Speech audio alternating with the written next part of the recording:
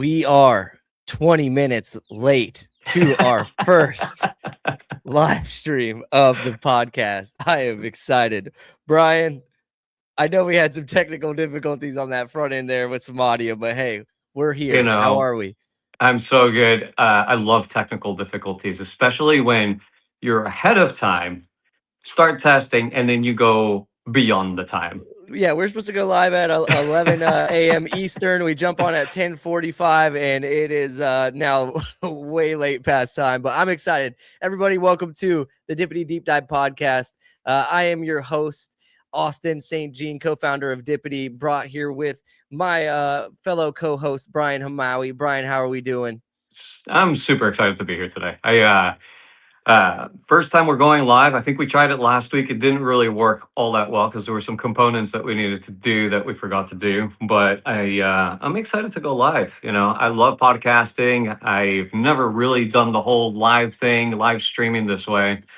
So I think this is going to be a fun experiment. See how people react, and we'll get some engagement for sure. Yeah, definitely will. I'm sure we'll have like one viewer of the day. It will probably be my mom if she's sitting at home right now. So we'll see what happens. But hey, we're going to talk on a cool subject here for real estate agents: why real estate leads don't convert and what to fix first is what we're going to be diving into. But before we do, I do want to let you know that this episode is brought to you by Dippidi. If you're a real estate agent and you are tired of paying for leads that 12 other agents are also doing, then this is going to be for you. At Dippidi, we help real estate agents generate, nurture, and convert their own leads using Google Ads, Meta Ads, YouTube, SEO, AI, and automation. The same systems that we have used over 1,200 or 2,500 agents use, and we have managed over $5 million in ad spend with. You can either have a team like ours do this for you, or you can learn how to do this yourself. And that's why we built real estate lead systems. Whether you are a brand new agent trying to get your first deal, an experienced agent ready to stop relying on your sphere, or a team leader or broker who wants your agents operating at a higher level, this is why we built the real estate lead systems. It's an amazing school community for you to be able to use.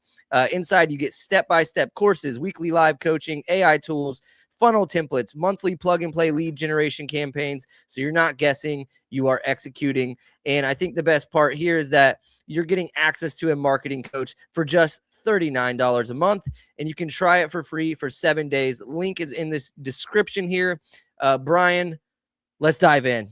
Let's go. So today's topic is top of mind. I know a lot of people are struggling in the market, and the number one thing that real estate agents want is leads. But, especially with teams like ours, like we provide leads for our agents. And so many people just get frustrated and are like, Austin, my leads suck. They're not good. So what's usually the problem? What's the backbone behind this? Why are people, when they start in the business, saying their leads are bad?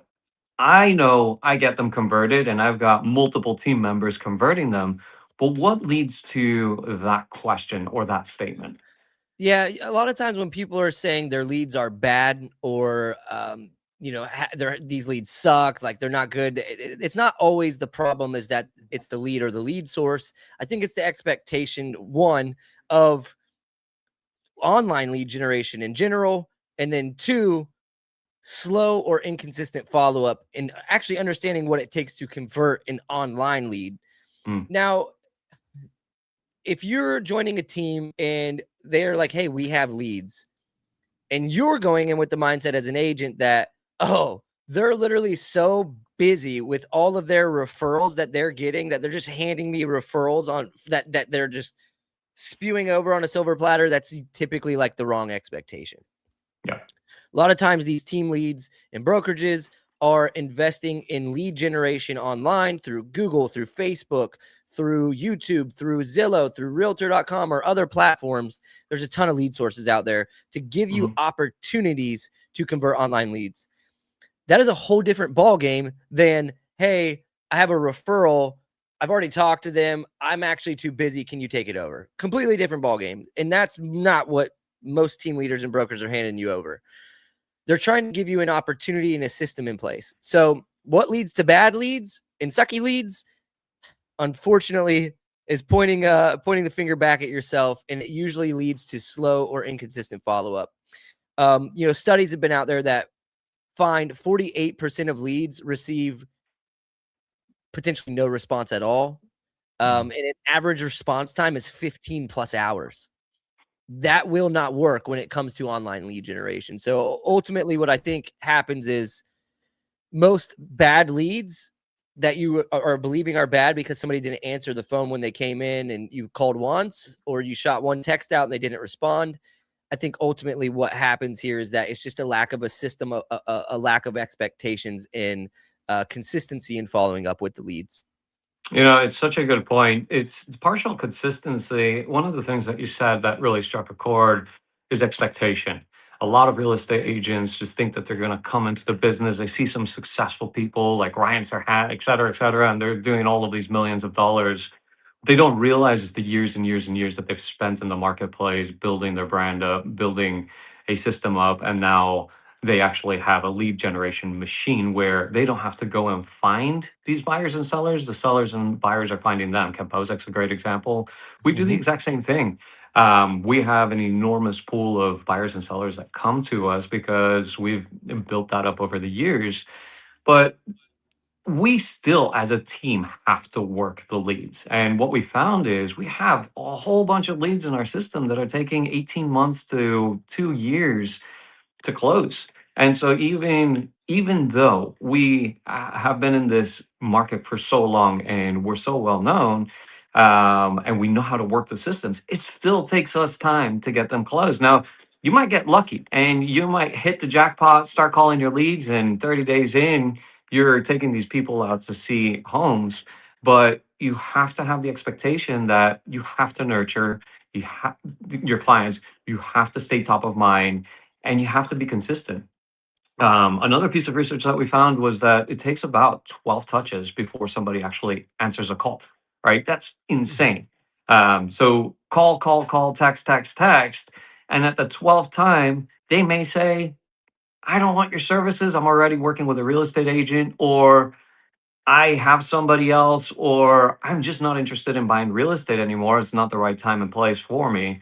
And so, but that's still a connection. And so we'll talk more about what to do with those kinds of leads. But at what point do you say these leads are actually not converting? They're going to stop converting. Where does that happen in the process? Yeah, I'm going to kind of be counteractive here of what you just said. But realistically, the answer is in the first 5 to 60 minutes.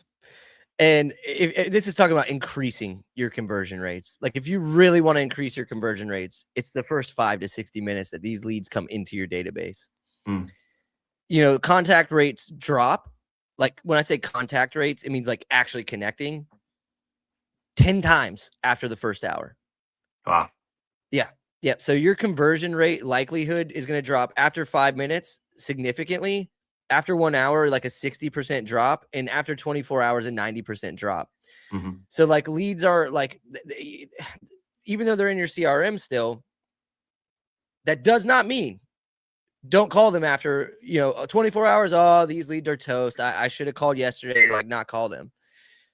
But it proves the example of why and how important it is to set up automated systems, automated text message, automated emails.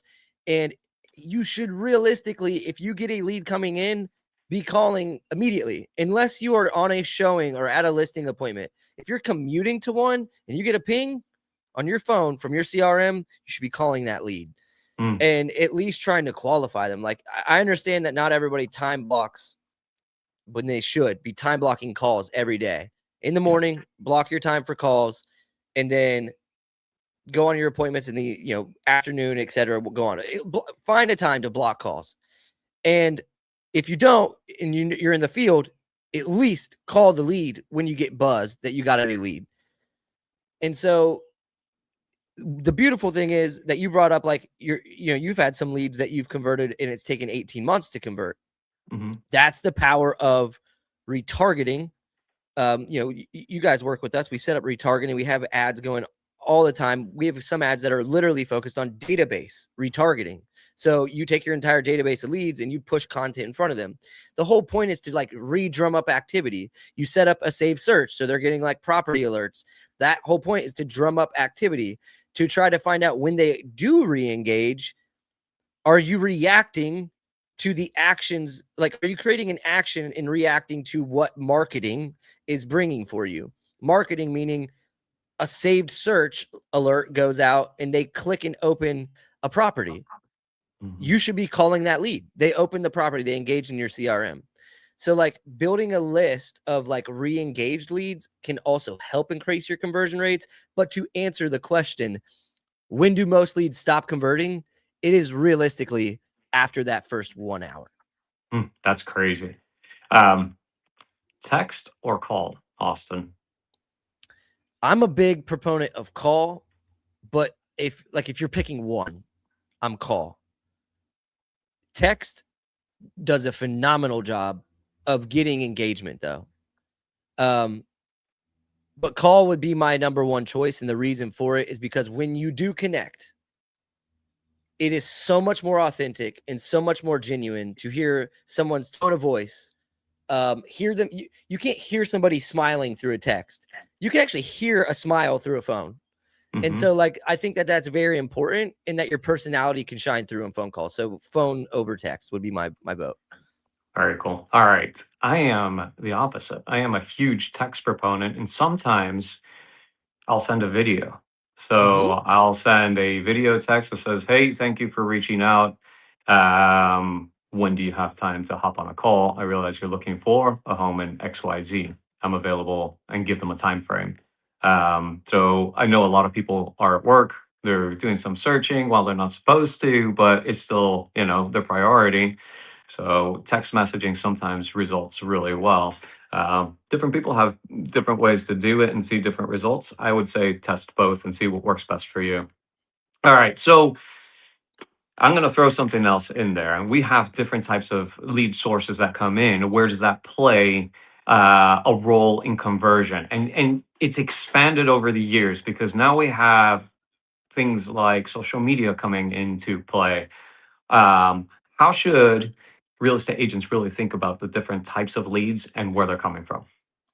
Yeah, in terms of the type of lead. So first off, real quick shout out that we got an engagement. What's up, fellas? What's up, Joey? How are you, man? Happy to see you on here. In terms of lead sources, how to handle them differently and really understand them. They're all different. Facebook and Instagram, we've kind of discussed this in previous podcasts, is a disruptive style of marketing. Any social media ads is a disruptive style, meaning you're pushing out content to a target audience in your feed. They see that content. It's a lead magnet of some sort. They're getting a cookie in exchange for their info, and they give that info and they become a lead. That is disruptive style. They weren't seeking anything. You kind of inspired them through your creative and content to push them into your system. Typically, a little bit of a lower quality lead will come through that. Lower quality does not mean not a good lead. You get more at bats through Facebook and Instagram ads than you do Google, Zillow, Realtor.com. With the right systems in place, you can actually have more profitable campaigns from that. But your expectation should be, okay, this is somebody that downloaded an ebook, or this is somebody that watched a webinar that we produced.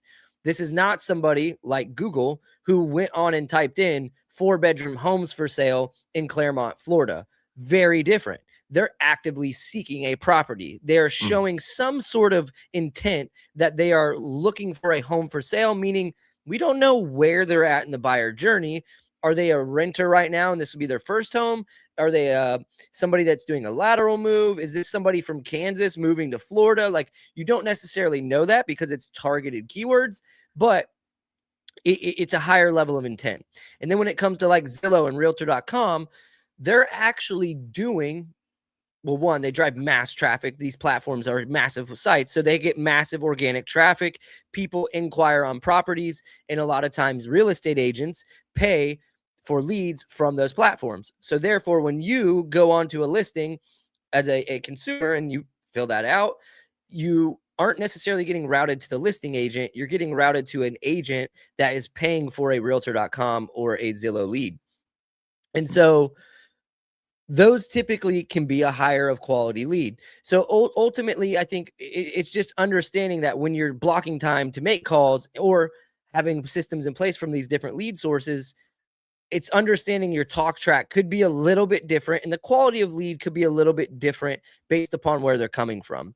Somebody comes through a webinar, I'm not going to immediately be like, you're looking for a house for sale? No, they're looking for education on whatever that webinar topic was. So therefore, I need to kind of uncover another layer when I'm on the phone with them or sending text of like, why did they feel compelled to jump on this webinar? Or if somebody looks at 4-bedroom homes with pools in Claremont, why were they looking at that? That's what you're trying to uncover when you get on the phone. It's super simple. It's not pushing them to like, do you want to buy? Do you want to buy? Do you want to buy? It's peeling back layers and uncovering their pain points, which is why they consume that content in the first place. I think that's it's a great point. So many real estate agents go into this thinking that they're selling like a car. Buy, buy, buy, buy, buy. You used to have that really bad rap for being a car salesman. And I think what's pivoted now is that a real estate agent is really more like a consultant. People are reaching out to you. They're trying to get to know the local content, the local area, things to do, schools, whatever it is. And if you're not sure, ask somebody that's around you on your team or your brokerage that is familiar with it. But you become a local resource to those people. And what they're looking for you, which is something that AI struggles to do, is people are looking to connect with people that can bring value and help them navigate the purchasing process. And AI can give you all of the content, but it's going to give it in a very direct way. Whereas if you have human connection and you can help them navigate a very stressful process, that's when people engage and that's when people start feeling comfortable about going out and buying a house. So um, be real. Like that is whatever you are doing, be real, give them what they're looking for. Do not push. When they're ready to buy, they'll use you. Which brings me to the next point. Why is it that agents have such a hard time converting leads coming from nurturing leads versus nurturing things like referrals or repeat clients? Like I see that real estate agents just have a really hard time figuring out how to nurture those clients that are coming online or through some of these platforms versus the people that they know are getting referred to. Yeah, I think ultimately why people are struggling when it comes to converting online leads versus referrals, and it's pretty simple. It's because online leads actually require sales and systems and not just relationships. Pretty point blank. Yeah. Data kind of says that home buyers take 4 to 5 months on average to purchase a home. Sellers can take 6 months to decide to list. Online leads often are speaking with like multiple agents at one time, depending on where you're getting your lead sources. If you're getting them from like there's certain lead sources online that when you generate them, it's going to 3 agents, 5 agents. Sometimes you go acquire a list from like, some of these skip tracing sites, 150 agents, right? So I mean, they could get bombarded by people. Now, if you go get your own exclusive leads through like Google, Facebook, those are exclusively yours. You use your own ad spend, your own channels to bring them in. So I think ultimately it's just that referrals are like trust built first because it's like been handed off to you from a friend of a friend or, an agent that knows somebody in the area. Like referrals are going to, be of a higher quality, but you have to wait for referrals. Mhm. Online leads, trust is you have to build that trust. And I think ultimately that's where a lot of people struggle is that it's two different ball games. And the harder ball game is taking a stranger, building trust with them, and turning them into a client. But I do believe, and I know many others that are fantastic, great top producing agents can speak to the fact that they have mastered the art of turning strangers into clients, not referrals into clients. Yeah, that tends to be the biggest. If you achieve that, they become clients for life. Doesn't matter what they do, and they'll refer you clients as well. So you have to treat them the right way. But in order to be able to do that, you've got to have the right lead nurturing process. So talk to us a little bit about what does that lead nurture process look like, and why is it so important to a real estate agent's business? How should they frame it in their minds? Yeah, lead nurturing is absolutely critical. And most deals happen after like the initial contact window, right? 80% of sales require 5 follow-ups. So, I mean, that tells you right there, you can't just have a lead come into your system, call it once, they didn't answer, and then you get too busy and you don't call that lead again. It takes 5 follow-ups to try to convert somebody. And not even 5 follow-ups to convert. Sorry, I apologize. 5 probably conversations to convert somebody, not 5 touch points while trying to connect with them. Very different. Yeah. So I think most agents are stopping though after like 1 to 2 attempts. Like they call, they text, they're done. That person didn't respond. They're not serious. Well, a lot of times your CRM database that you already have, or your team has, that you have access to leads in a pond, or you're getting assigned leads, you have an entire database full of people that will likely convert within the next 3 to 6 months that you are not paying attention to.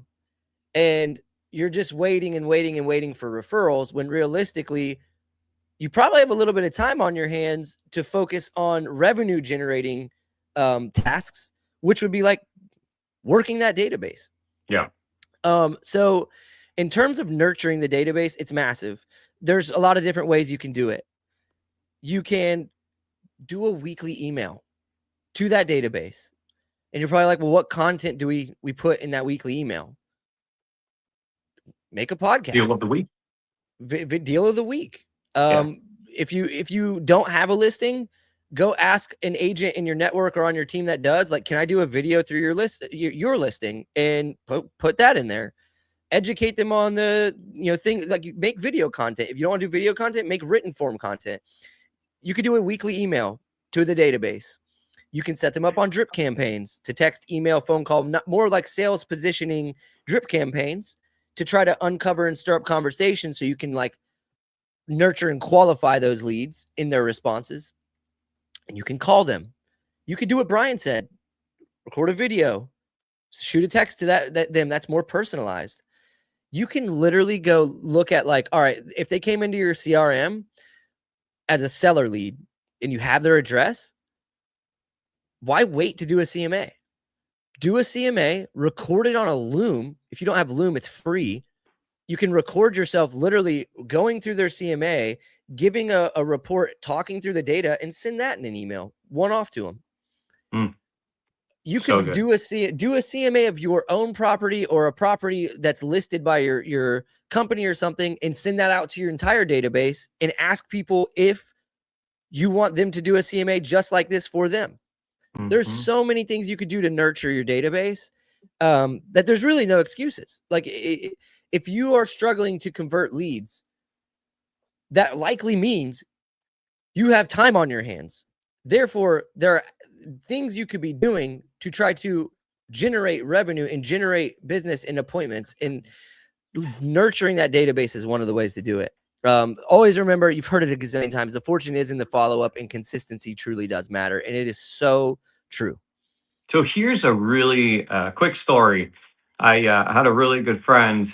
I was chatting to him over text, and he goes, "Hey," I said to him, "Hey, where are your motorcycles at? I know you've moved to North Carolina. What are your parents doing with their house?" And he goes, "Dude, we just sold the house about 2 weeks ago." And I said, "What do you mean you sold your house 2 weeks ago?" He goes, "I just realized I should have given you a call, because we just ended up hiring a real estate agent to go and sell our house. They sold it. We moved all our stuff." And I said, "Well, that's a really shitty job on my behalf." Yep. I literally have leads sat right in front of me, and I think I'm marketing to everybody, right? But if you have a phone, which most people have, and you've got a contact list, which most people have, those people in there at some point will want to buy a home or sell a home.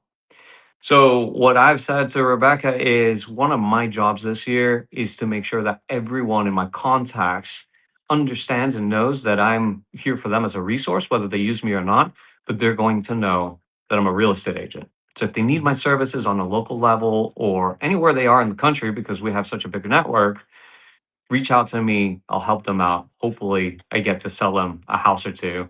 And if I manage to do that with a couple people in my own sphere, I've done my job nurturing my proper database. Forget the rest of the databases because that alone could have generated me an extra $10,000-15,000 this year. But Yep. my miss, and it's got to get fixed. It happens, but it It starts does. with the self-awareness, and it sounds like, you're self-aware in that situation. Yeah. So what's the biggest flaw you see real estate agents making with follow-ups? What are the biggest mistakes you're seeing in the marketplace right now? You talk to so many of them. Where can people start fixing their follow-up business? Yeah, I fall victim to this. I did for a long time, and sometimes if I'm moving too fast, I still do it. It's pretty simple. It's sending low value passive messages. And you're like, what does that mean? And like, for an example, hey, just checking in should literally be eliminated from everything you ever write, ever in history. Messages that include like questions or value driven content are going to outperform those generic like check-ins every single time.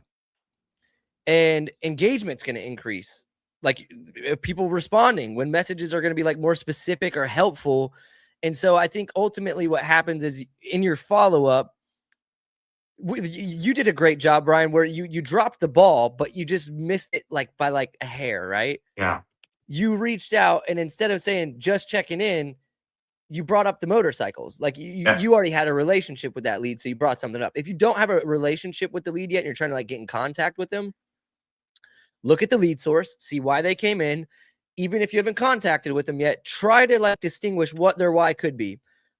Example sake, we'll just go ebook or webinar. If they download a webinar that's like the 12 things you need to do before you list your house with a real estate agent webinar or ebook, and you haven't been able to get in contact with that lead yet, you know that they're looking at things to do.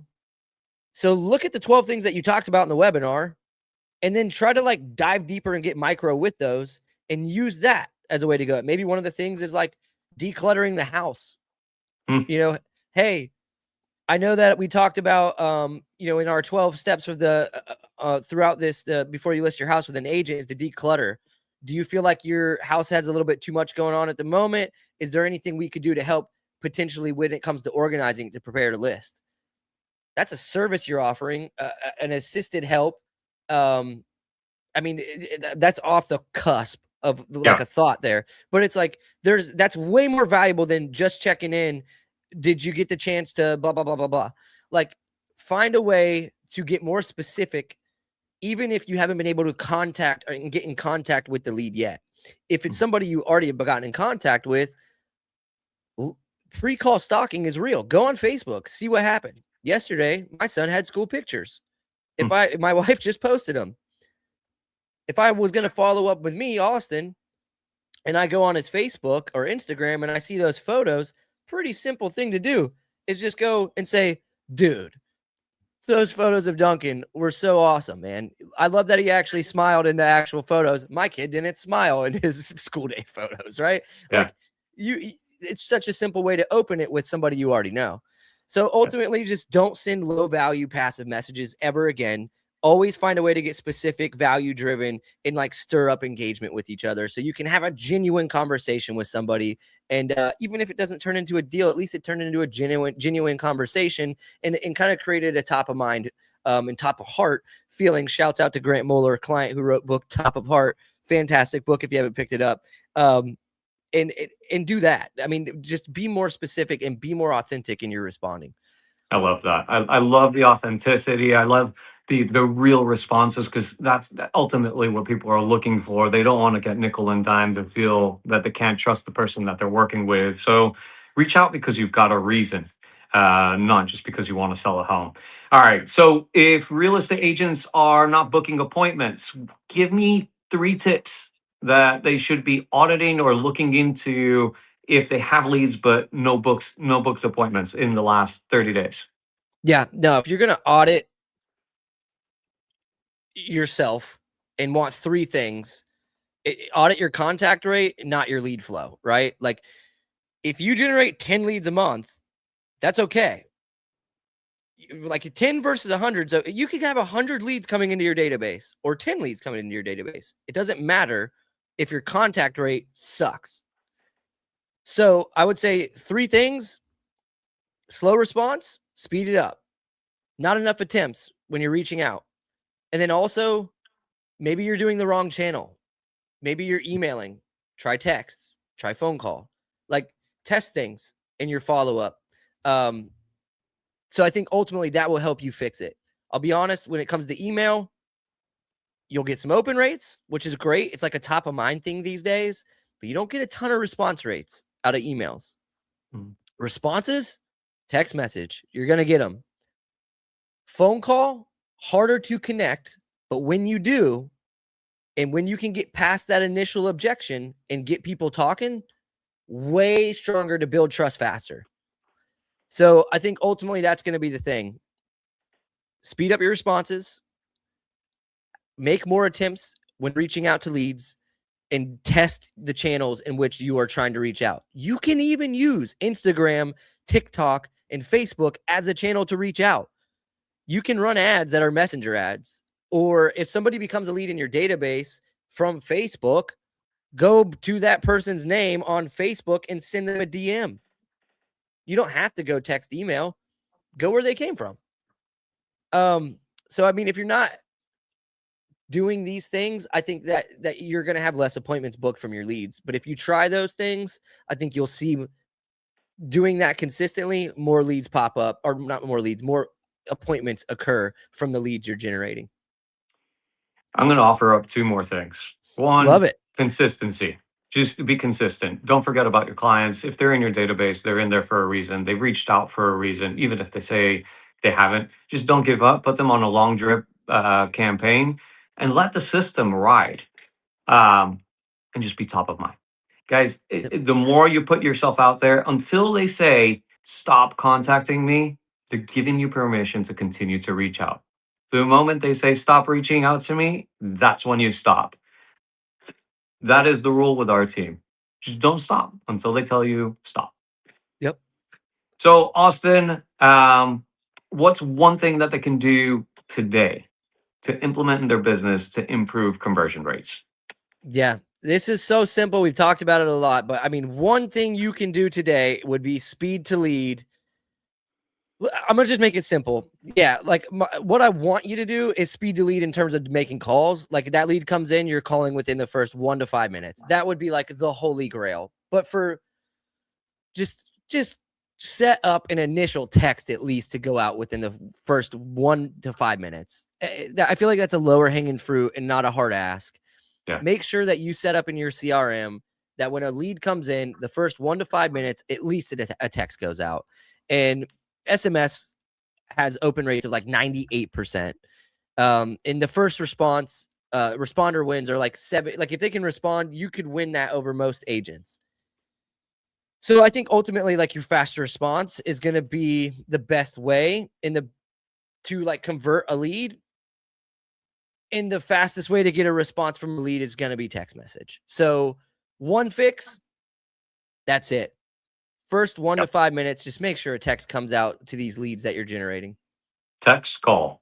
The faster you respond, you know they're on that device, give them a call, send them something, get them on a call as soon as possible.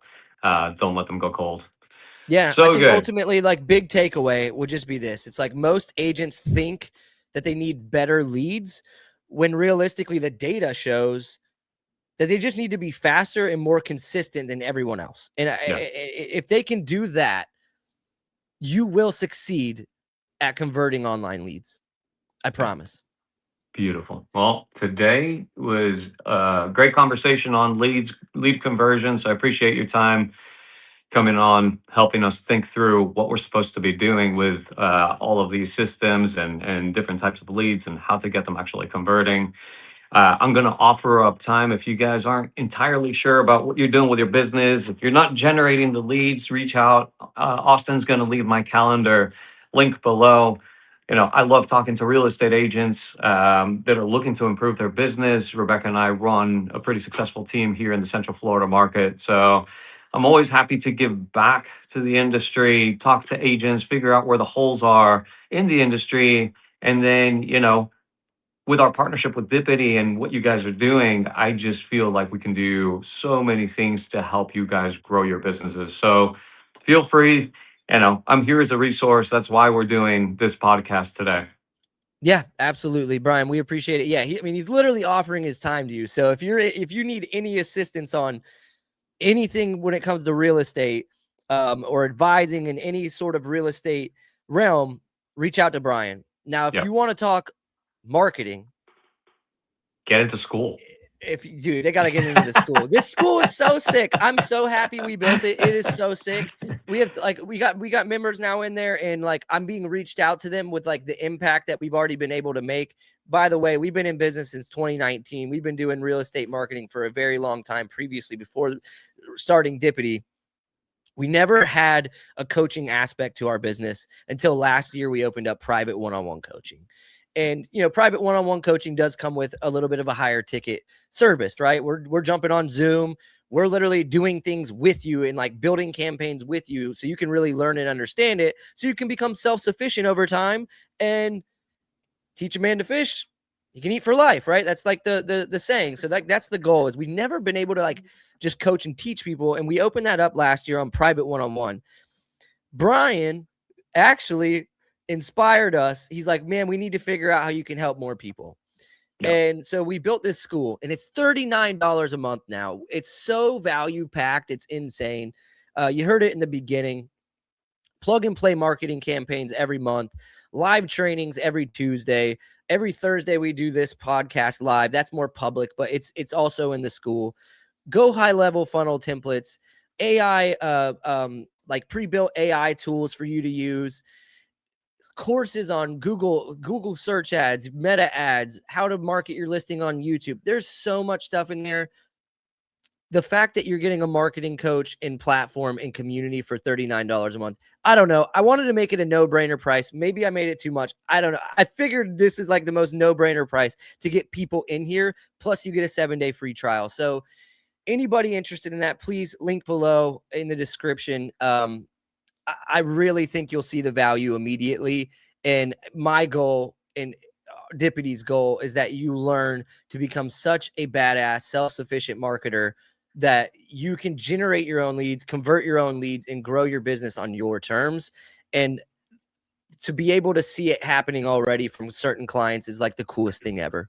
It is cool. So this program, Austin, is for brand new real estate agents or agents that have been in the industry for extended periods of time, right? No. I mean, you could be literally a brand new agent. You could be anything.